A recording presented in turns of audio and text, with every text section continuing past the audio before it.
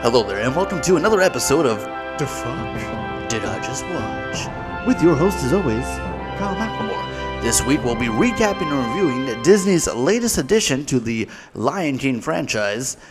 Just kidding, it's actually the long-awaited sequel to Val Kilmer's Ghost in the Darkness.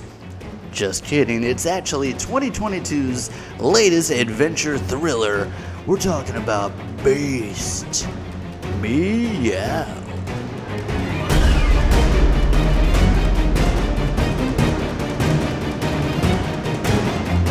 And before we get too far along in the review here, go ahead and make sure you smack that like and subscribe button. And feel free to comment any movies or television shows you'd like to see reviewed here at Dafuq. Now, if you haven't seen Beast yet and would still like to, go ahead and pause now and return later, as there will be plenty of spoilers coming up. That's right, this is your official spoiler alert. Now let's go ahead and start things off with the synopsis to the film. A father and his two teenage daughters find themselves hunted by a massive road lion, intent on proving that the savannah has only one apex predator. Meow. That's right, Beast is a relatively small cast starring Idris Elba, who you may know from... if you don't know who Idris Elba is, get the fuck out of here. It's Idris Elba, dude, is the best. Also stars the great Sharlto Copley, who you may know from his work in District 9, The A-Team, and Elysium. The film also stars Leah, Jeffries, and Iyana, Halley. Now, going into this movie, I wasn't really expecting much. I didn't know what to expect, really. I didn't know if it was going to be like another Ghost in the Darkness, where it was going to be like just playing shadow games with this like lion. Is it going to be like Jaws, basically, but with a lion? Like, you're just gonna see the wavy fields and like his tail, like a glimpse of like his mane every once in a while. Like, is it just gonna be like them straight up being hunted the whole time? Like, I really didn't know what to expect. And the director of the film, whose name I'm about to butcher, give me a break because he's Icelandic, Baltasar Kormákur, who, forgive me if I'm pronouncing it wrong, but hopefully I was not too far off, does an amazing job of sneaking this like 1917 style film out of nowhere. Like, it immediately pops off. Like, he's doing these phenomenal one-shotters. Like, I have not seen shots like this since 1917, who, if you haven't seen, is basically shot in the style of like one long continuous shot. Like, they do an amazing job of hiding all their cuts throughout the movie.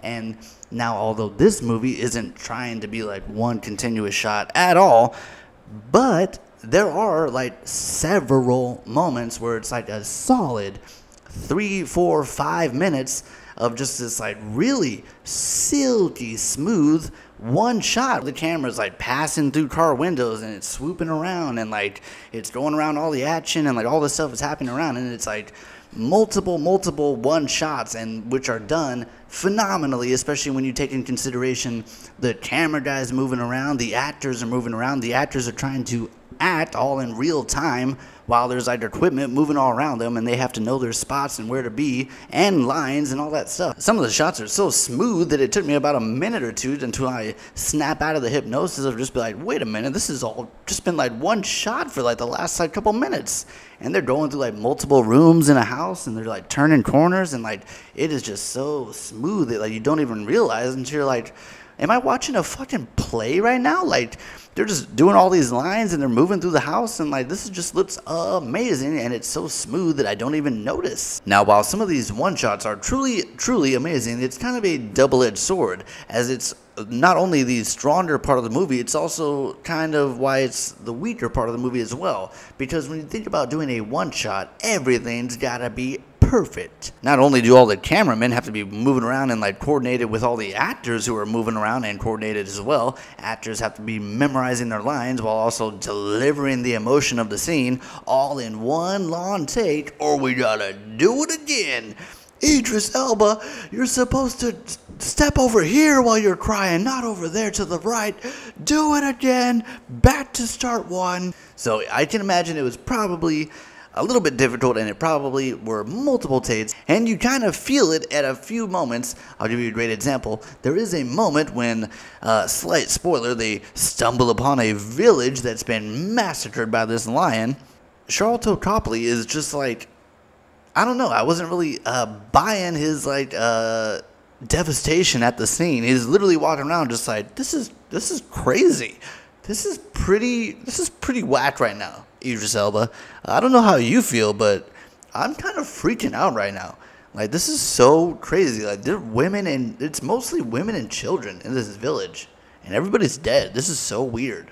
Lions don't do this. Like, it's almost that level of just like, like, are you really, do you care? Because it doesn't seem like you care at all. You're just kind of like, oh boy, this is whack. Anyway, we should probably go find that lion, I mean, I guess. There's even a couple moments where it's even felt by the great Idris Elba as well. I mean, it's like, you can't blame him. He's doing so much. He's doing all this, like, really coordinated scenes that look amazing. But just, I don't know, I felt like the acting in certain scenes were a little bit subpar. Now, if you want to talk about acting that was above the bar and did not stop for a second, let's talk about the two daughters in this movie, both of which gave amazing performances, specifically Leah and Halley. I mean, if you want to watch somebody like watch their career in the future, watch out for this girl, because she grand slams this movie. It starts out, I was not expecting, I thought she was going to be silent the whole movie, because she starts out very angsty teenager and basically doesn't talk for like the first like 5 to 10 minutes, and when she does talk, it's like one word. But this girl is acting amazing the whole movie. Non-stop, even with all the weird 5-minute one-shot scene, her deliverance of everything is amazing. Her actual fear of like the tiger is like extremely like real and very visceral. Like she looks scared and acts terrified the entire time, and it's great. And then also, you want to talk about real acting when she's like talking with her dad and having like a crazy emotional moment. This girl is like busting out tears on command, and they're like big, amazing round tears that just drop at the perfect timing. And it's just like, this girl has got a career ahead of her. You want to talk about the level of the great acting in this movie. There is a moment when they're in the car and it's like the middle of the night, and the only people who are awake are Idris and his best friend Sharlto, and they're having a convo about, I don't know, who cares, but it's the middle of the night and the two girls are sleeping in the background, which you wouldn't even notice because like they're both just like kind of passed out with like their arms in their heads, and then you see this girl do a little sleep twitch thing in the back for just a second. You see her do a little twitch, and it's just like, whoa, did you just fucking act a fucking sleep twitch, dude? That is crazy to think about her just being in the background and just like, all right, you're basically just sleeping in the scene, so just sit there and don't do anything weird to distract Idris Elba. And she's just like, you know what I'm gonna do? I'm gonna do a little, just the tiniest little hint of a sleep twitch, dude, and it's just like, this girl is on another level of acting. So let's talk about the beast itself. Let's talk about the lion. Visually, it looks great. I was very interested to see if it would be just all strictly CGI, or if there'd be some practical. Are we going the Jumanji route, where they kind of mixed a little bit of both, had that big robotic head, but then they also had it jump around in CGI? I want to say that the lion is almost exclusively CGI. I think it's all CGI all the way, and I think every lion you see is also CGI'd, which is not to say it's a bad thing. It looks great. It's a great-looking lion.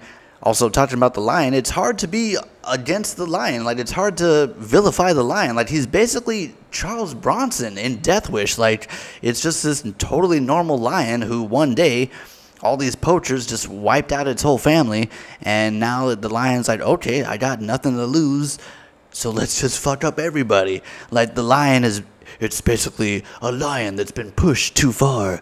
A lion pushed to the edge. You murdered my whole family, you son of a bitch. So let's go ahead and hit Beast with our overall review. Beast is full of adventure and a few thrills, and although it is filled with lots of really great cinematography and a few of these really great looking one-shots, all that is balanced out with some of the kind of so-so acting from its main stars that kind of slowed down a bit of the momentum of the film overall. Is it the worst movie of the year? No, not even close. Is it the best? No, I'm afraid it's not even close to that either. It's somewhere right in the middle. I think we're going to go ahead and slap it with a nice B-. Coming in slightly above average, the movie itself is saved mostly by the performances of its young actresses, and also by these really great, fun-to-watch one-shots. If you felt differently about Beast, feel free to comment down below, and also make sure you hit that like and subscribe button. It's definitely appreciated. I am your host as always, Kyle McLemore, and we'll see you next time at the movies.